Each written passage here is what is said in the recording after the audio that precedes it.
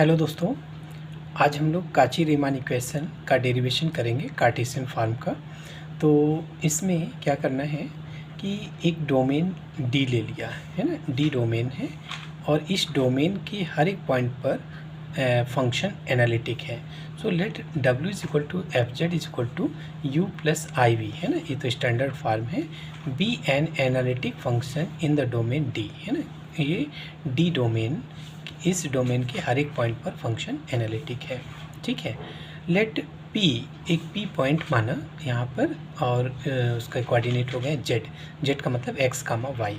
Late P Z be at any point in D है ना, इस डी के अंदर एक जेड पॉइंट है और इसका एक नेबरहुड पॉइंट क्यू ले लिया, उसके कोऑर्डिनेट हो गए जेड प्लस डी जेड है ना, जेड प्लस डेल जेड ना, क्यू पॉइंट के कोऑर्डिनेट हो गए, इसका नेबरहुड है जेड प्लस डेल जेड। ठीक है, be neighbourhood point of P. ठीक, तो एफ जेड इक्वल टू क्या है, U plus I into V. F Z plus del Z क्या हो जाएगा, इस पॉइंट पर पी पॉइंट की इमेज कहाँ गई है, डब्ल्यू पर, इसी यही आपका एफ जेड हो गया। और क्यू पॉइंट की इमेज कहाँ आई है, क्यू पॉइंट की इमेज आई है क्यू डैश पर, यहाँ पर।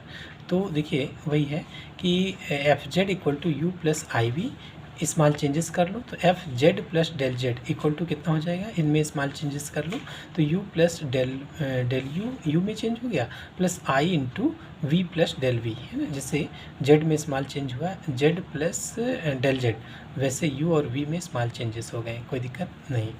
अब F dash Z equal to derivative का formula, F dash Z equal to limit del Z tending to zero F Z plus del Z minus F Z upon del Z, ये तो derivative का formula है।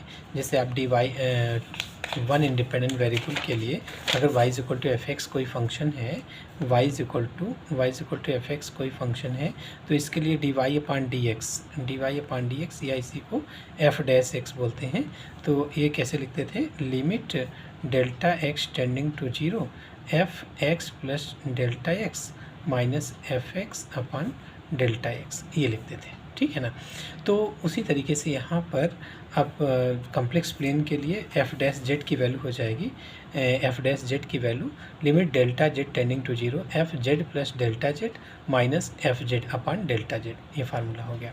ठीक है, अब F Z plus delta Z की value रख लो, ये वैल्यू आपने रख लिया U plus I into V plus I V minus F Z की value U plus I we upon delta Z. तो यहाँ देखिए यू कैंसिल हो जाएगा और आई वी कैंसिल हो जाएगा, यू और आई वी कैंसिल हो जाएगा, तो बचेगा कितना, F dash Z equal to limit delta Z tending to zero. अब del U upon del Z बचेगा plus I into del V upon del Z, इसको इक्वेशन 1 मान लिया। ठीक है, अच्छा देखो क्या है कि फंक्शन इसके इस डोमेन के हर एक पॉइंट पर फंक्शन एनालिटिक है, ये माना है आपने। एनालिटिक का मतलब हर एक पॉइंट पर डिफरेंशिएबल है। डिफरेंशिएबल होने का मतलब हुआ कि ये जो क्यू पॉइंट आपने इसका नेबरहुड पॉइंट लिया है, उसको हम चाहे जिस पाथ के लॉन्ग अप्रोच करवाएंगे एफ डैश जेड की वैल्यू सेम होगी। अगर ये पाथ चूज़ करते हैं तो इससे भी एफ डैश जेड की वैल्यू, या ये पाथ चूज़ करें, ये पाथ चूज़ करें, कोई भी इसके नेबरहुड में कहीं क्यू पॉइंट हो जाएगा। ठीक है, क्यू पॉइंट इसके चारों तरफ में कहीं भी हो सकता है, तो पाथ हम लोग कोई भी यूज करें है ना, हर पाथ से वैल्यू सेम आनी चाहिए। ठीक है, तभी वो डिफरेंशिएबल होता है। चूँकि एनालिटिक आपने माना है, इसका मतलब हुआ कि हर पाथ से वैल्यू सेम होगी।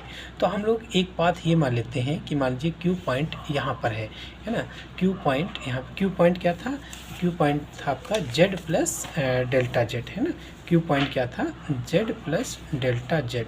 अब डेल्टा जेड डेल्टा और जेड की वैल्यू क्या होती है, एक्स प्लस आई वाई है ना, ये जेड की वैल्यू हो गई, और डेल्टा जेड क्या हो जाएगा, delta X plus I into delta Y, यानी कि आई एक्स में डेल्टा एक्स चेंज है, यानी ये बराबर हो गया x plus delta x, x में डेल्टा एक्स चेंज है और वाई में आपका वाई में जो इंक्रीमेंट है वो डेल्टा वाई इंक्रीमेंट है। ठीक है, तो वही डेल्टा एक्स और delta Y, x plus I Y, तो ये पॉइंट हो गया, और डेल्टा एक्स डेल्टा वाई की, डेल्टा एक्स और डेल्टा वाई की डिफरेंट वैल्यू लेने पर ये पॉइंट चारों तरफ अपना घूमता रहेगा। मान लीजिए हम डेल्टा एक्स को जीरो ले लें, डेल्टा एक्स को जीरो ले लें तो क्या हो जाएगा, डेल्टा एक्स यानी एक्स में कोई चेंज नहीं हुआ है ना, एक्स में कोई चेंज नहीं हुआ, तो क्या हो जाएगा, ये वाला पाथ हो जाएगा ना, अगर डेल्टा एक्स को 0 किया। अगर डेल्टा वाई 0 करते हैं, डेल्टा वाई 0 करते हैं, इसका मतलब वाई में कोई चेंज नहीं हो रहा है ना, क्यू पॉइंट इस पर आएगा, है ना, यहाँ पर। ठीक है, तो हम लोग वही दो पाथ एलॉन्ग ये एक्स एक्सिस और वाई एक्सिस के अलॉन्ग, एक्स एक्सिस के पैरेलल और वाई एक्सिस के पैरेलल, ये दो पाथ लेकर देखते हैं। और इन दोनों पाथ से एफ डैश जेड की वैल्यू सेम होनी चाहिए, क्योंकि एनालिटिक फंक्शन है ना, तो उसको हम लोग सेम मानेंगे। तो एफ डैश जेड की वैल्यू ये आ गई है। अब along the line parallel to X axis, मतलब ए से पी की तरफ जा रहे हैं। यहाँ पर ए से ये वाला पाथ चूज़ कर रहे हैं, क्या, एक्स एक्सिस के जो पैरेलल है ना, एक्स एक्सिस के जो पैरेलल है, इस पाथ को चूज़ कर रहे हैं।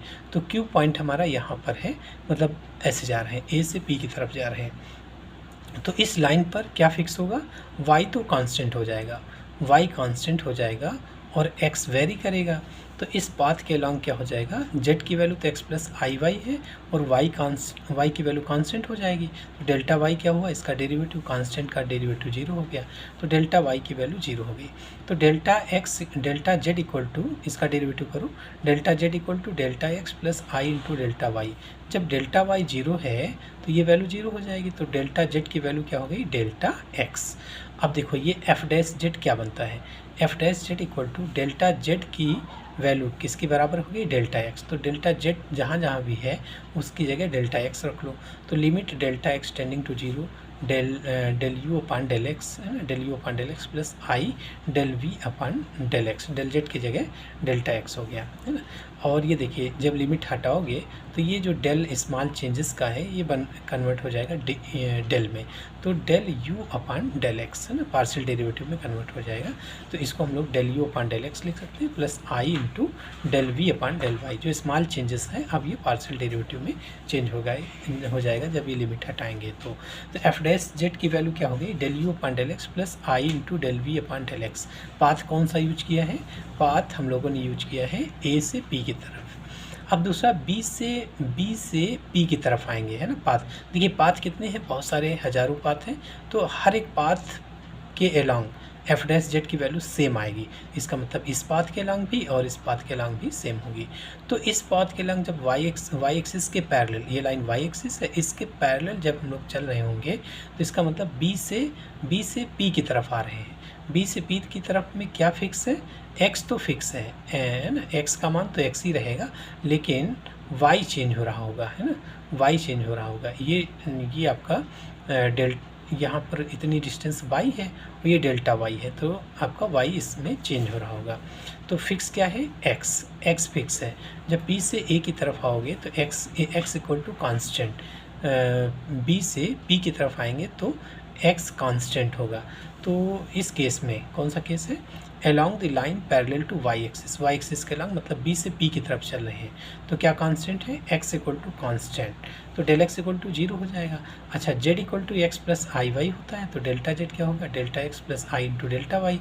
इस बार डेल्टा एक्स 0 है, ये 0 है, तो डेल्टा जेड की वैल्यू क्या हो गई, 0 plus I into delta Y, तो delta Z equal to I delta Y हो गई। ठीक है, अब डेल्टा जेड टेंडिंग टू 0, इसका मतलब डेल्टा जेड की वैल्यू किसके बराबर हो गई, आई वाई टेंडिंग टू 0 हो जाएगा। इसका मतलब delta Y is equal to 0 upon I मतलब 0, तो डेल्टा वाई टेंडिंग टू 0 हो गया। तो इस बार एफ डैश की वैल्यू यहाँ पर रखिए, एफ डैश डेल्टा जेड की जगह क्या रख लेंगे, आई वाई, है ना, आई डेल्टा वाई। तो डेल्टा जेड की जगह, और delta Z tending to 0, delta Z tending to 0 आपने देखा, वाई टेंडिंग टू 0 आ गया, तो रख लीजिए वैल्यू। तो एफ डैश जेड की value delta Y tending to 0 है ना, इसमें रख लीजिए इक्वेशन 1 में। डेल्टा जेड टेंडिंग टू 0 क्या बन गया, delta Y tending to 0, delta Y tending to 0 del U upon delta Z किसके बराबर है, आई डेल्टा वाई के बराबर। So I delta Y plus I into I तो फार्मूले में है, I into del V upon delta Z की वैल्यू रख लो। डेल्टा जेड क्या निकला, I into delta Y, I से आई कैंसिल हो गया। अब देखिए अपान में आई है, तो आई से ऊपर नीचे और मल्टीप्लाई कर लो, तो नीचे आई स्क्वायर बन गया, आई स्क्वायर की वैल्यू -1, सो इसका मतलब माइनस आई हो गया, minus I del U upon del Y ये आई कैंसिल हो गया, del V upon del Y, है ना। लिमिट हटाएंगे तो एफ डैश जेड की वैल्यू क्या हो गई, माइनस आई, ये पार्शियल डेरिवेटिव में कन्वर्ट हो जाएगा। So del U upon del Y plus del V upon del Y, equation 3 मान लीजिए। तो देखो ये वाली एफ डैश जेड की वैल्यू किसके अलॉन्ग निकली थी, जब हम वाई एक्सिस के पैरेलल चले थे ना, बी से पी की तरफ आए थे। और ये एफ डैश जेड की वैल्यू जब हम ए से पी की तरफ चले थे। तो अब चूँकि फंक्शन जो है वो डिफरेंशिएबल है, फंक्शन इसके हर एक पॉइंट पर एनालिटिक है, इसका मतलब डिफरेंशिएबल है। डिफरेंशिएबिलिटी की शर्त ही यही है कि पाथ हम कोई भी ले लेंगे, हर पाथ के लॉन्ग एफ डैश जेड की वैल्यू सेम आएगी। इसका मतलब इस पाथ के लॉन्ग और इस पाथ के लॉन्ग वैल्यू सेम आएगी, ठीक है। तो चूँकि एनालिटिक है, इसके हर एक पॉइंट पर एनालिटिक है, इसका मतलब डिफरेंशिएबल है, इसका मतलब ये हुआ कि दोनों पाथ के लॉन्ग वैल्यू सेम हो जाएगी। तो देखिए क्या होती है, वैल्यू हम लोग सेम करते हैं तो since F Z is analytic function in D, this implies that fz is differentiable in D, this implies that f dash z is independent of path पे डिपेंड नहीं करेगा, जैसा कि अभी बताया था हमने। इसका मतलब फ्रॉम इक्वेशन 2 और 3 जो एफ डैश जेड की दोनों वैल्यू बराबर कर देंगे। ये एक्स एक्सिस के लॉन्ग, एक्स एक्सिस के पैरेलल जो पाथ यूज किए थे और वाई एक्सिस के पैरेलल जो पाथ यूज किए थे उससे वैल्यू एफ डैश जेड की ये वाई है। तो दोनों वो पाथ पे डिपेंड नहीं करता, इसका मतलब एफ डैश जेड की वैल्यू बराबर होगी, चाहे हम इस पाथ से आए चाहे इस पाथ से। तो अब देखिए दोनों साइड रियल और इमेजिनरी पार्ट कंपेयर कर लो। तो रियल पार्ट क्या है, del U upon del X equal to del V upon del Y, ये रियल पार्ट हो गया। इमेजिनरी पार्ट में del U upon del Y है ना, del V upon del X equal to minus del U upon del Y, या del U upon del Y is equal to minus del V upon del X, del U upon del Y is equal to minus del V upon del X, ठीक है। इन्हीं को C R equation बोलते हैं, काची Riemann equation in Cartesian form, ठीक है। तो इसका डेरिवेटिव इंपॉर्टेंट है, मतलब इसका डेरिवेटिव पूछा जाता है एग्जामिनेशन में अक्सर, ठीक। तो बस इसमें दोनों पाथ के लॉन्ग एफ डैश जेड की वैल्यू बराबर करके कंपेयर कर लेते हैं वैल्यू, ठीक है। रियल और इमेजिनरी पार्ट कंपेयर कर देते हैं तो तुरंत सी आर इक्वेशन मिल जाती हैं। ये सी आर इक्वेशन बहुत ही यूजफुल है, आगे क्वेश्चन लगाने में इसका बहुत यूज होता है। तो मतलब ये तो याद होनी चाहिए। क्या कैसे याद रखोगे, जैसे u किसका फंक्शन है, u एक्स वाई का फंक्शन है, एफ जेड इक्वल टू क्या होता है, u प्लस आई वी, है ना। अब सी आर इक्वेशन याद करना है। तो u किसका फंक्शन है, एक्स वाई का, v किसका फंक्शन है, एक्स वाई का। तो सबसे पहले u को देखो x और y के रिस्पेक्ट में कर लो, तो del u upon del X, u का सबसे पहले x के रिस्पेक्ट में कर लो। तो अब इधर क्या हो जाएगा, इधर u है तो ये v हुआ, डेल v, और ये x है तो ये y हो जाएगा, ठीक। दूसरा u का x के रिस्पेक्ट में कर लिया, फिर u का y के रिस्पेक्ट में कर लो। तो जब आपने यहाँ u है तो इधर v हो गया, डेल वी अपान, और ये y है तो ये x हो जाएगा, डेल x, ये y है तो x हो जाएगा, लेकिन इसमें दूसरी इक्वेशन में माइनस लगेगा। इस तरीके से आपको याद रखना है ना। ये del U F Z equal to U plus I V, तो del U upon del X equal to del U upon del X equal to del U upon del X लिखा, तो ये u है तो ये v हो जाएगा, del v अपन del y, x है तो y हो गया पहली क्वेश्चन। दूसरा del u upon del y is equal to, ये u है तो इधर v हो गया, डेल v अपन ये y है तो ये x हो जाएगा, और दूसरी क्वेश्चन में माइनस लगता है। तो ये सी आर इक्वेशन होता है ना, सी आर इक्वेशन, इसको याद रखना है आपको, ठीक है। Thank you.